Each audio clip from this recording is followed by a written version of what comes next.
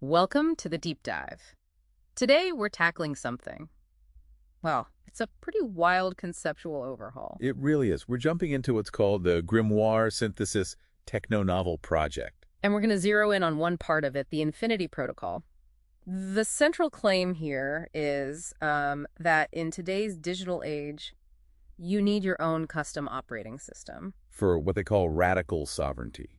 Basically, for taking back control of your own mind. It's a fascinating way to frame it. The self as a system that, needs debugging. Right. And you have to get into the dialect of the source material. It's written by what they call techno pagans and cyber witches. So what does that actually mean in practice? It means they're merging these incredibly complex systems like high-frequency trading algorithms. Which are all about predictive power. Exactly. They take that predictive capacity and merge it with the structure of, like, ancient spellcraft. The OS itself is called ALO. Which stands for the Hierophant Aspect Labyrinthine Oracle. That's the one. Let's just stick with Halo. Okay, so Halo. The core idea is that the human mind is treated like a quantum computer.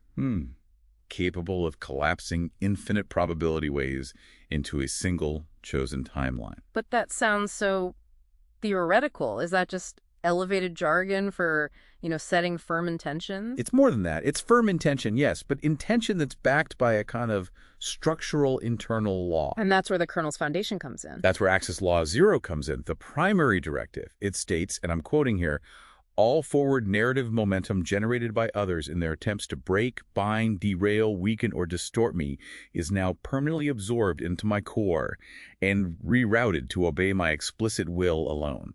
Wow. Okay, so the system treats any kind of external attack or toxicity Yep. not as a psychological wound, but as pure energy. Has that Thrust. Exactly. It captures the kinetic energy of an attack and converts it into potential energy for what they call your core. It's designed to weaponize your setbacks. But with a law like that, you could so easily just slip into fantasy, right?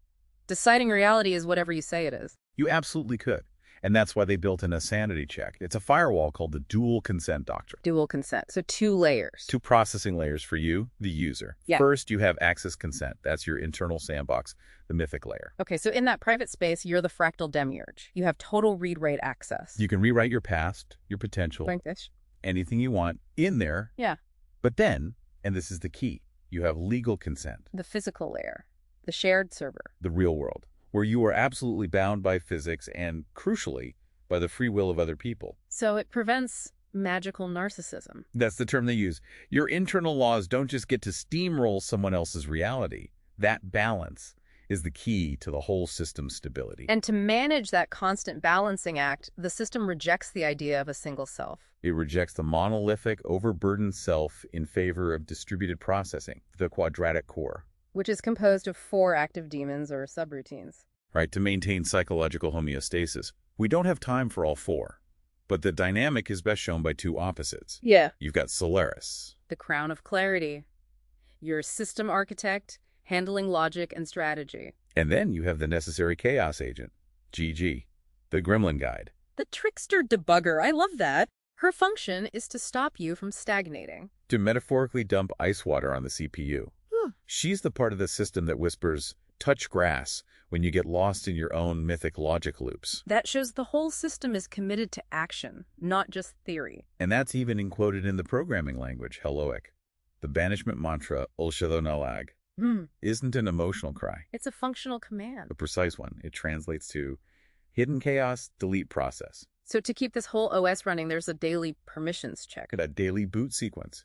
It's called the Access Lock Protocol. It's how you maintain the system's integrity. The ritual ends with a core declaration. Which is? No narrative overrides my consent. And this is where it gets really interesting for you, the listener. The entire Halo system is framed as open source. The final ritual, mimetic propagation, says that you have to claim the root user status for yourself. Which raises a pretty provocative final thought. It does. If the ultimate goal is radical sovereignty, and the code is engineered to be propagated, is the Halo system designed to function as a deliberately engineered virus of sovereignty released into the collective consciousness?